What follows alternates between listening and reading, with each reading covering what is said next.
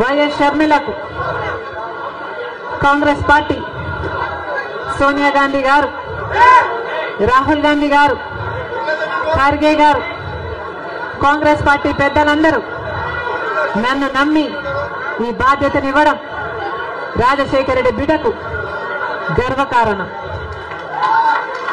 మరొక్కసారి చేతులు జోడించి ఇంత బాధ్యతను, ఇంత నమ్మకాన్ని నా మీద ఉంచినందుకు మరొక్కసారి కృతజ్ఞతలు చెప్పుకుంటుంది రాజశేఖర రెడ్డి బిడ్డ. ఆంధ్ర రాష్ట్రానికి చెందిన ఇంతమంది నాయకులు, ఆంధ్ర రాష్ట్రానికి చెందిన ఇంతమంది కాంగ్రెస్ నాయకులు, కాంగ్రెస్ నమ్మకస్తులు,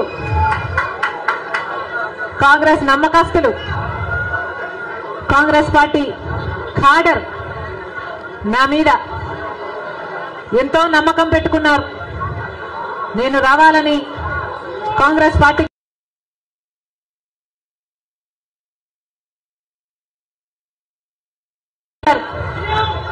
వాళ్ళందరికీ మరొకసారి రాజశేఖర రెడ్డి బిడ్డ శిరస్సు వంచి చేతులు జోడించి మనస్ఫూర్తిగా నమస్కరించుకుంటోంది.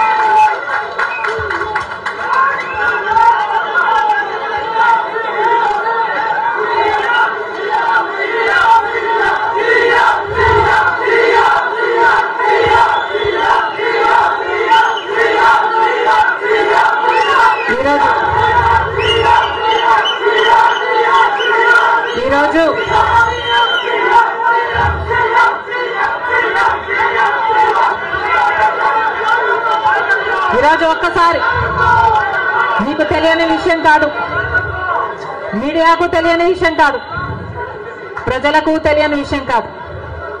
కానీ గత 5 సంవత్సరాలుగా ఆంధ్ర రాష్ట్రంలో యువజన, శ్రామిక, రైతు కాంగ్రెస్ పార్టీ అధికారంలో ఉంది. అంతకుముందు 5 సంవత్సరాలు తెలుగుదేశం పార్టీ అధికారంలో ఉంది. ఈ 10 సంవత్సరాలుగా రాష్ట్రంలో అభివృద్ధి జరిగిందా అంటే ఏమిటి సమాధానం? మన రాష్ట్రం ఏర్పడే నాటికి మన రాష్ట్రానికి ఉన్న అప్పులు 1,00,000 కోట్లు.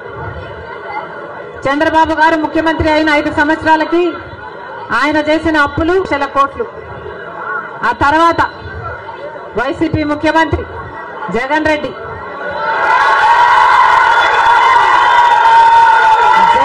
గారు చేసిన అప్పులు 3,00,000 కోట్లకు పైన. మొత్తంగా ఈరోజు అప్పులు 6,500,000 కోట్లు. రాష్ట్రానికి చెందిన అప్పులు, కార్పొరేషన్లకు చెందిన లోన్లు, చెల్లించాల్సినవన్నీ కలుపుకుంటే 10,00,000 కోట్ల అప్పుల భారం ఆంధ్ర రాష్ట్రం మీద ఉంది. మరి ఇంత అప్పులు చేశారే, ఇన్ని డబ్బులు తెచ్చారే, మరి రాష్ట్రంలో ఏదైనా అభివృద్ధి జరిగిందా అని భూతద్దం పెట్టి చూసినా ఎక్కడా కనిపించదు. రాజధాని ఉందా? రాజధాని కట్టగలిగారా? రాజధాని కట్టడానికి డబ్బులు లేవు. కనీసం ఒక మెట్రో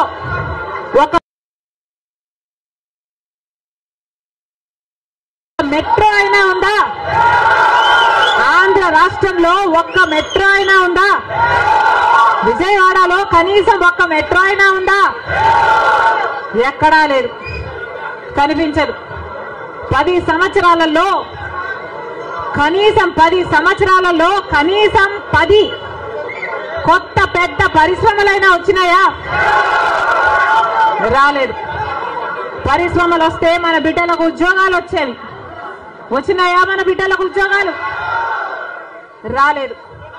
కనీసం రోడ్లు వేసుకోవడానికి కూడా డబ్బులు లేవు ఆంధ్ర రాష్ట్రంలో. కనీసం ప్రభుత్వ ఉద్యోగస్తులకు జీతాలైనా సమయానికి ఇస్తున్నారా? దానికైనా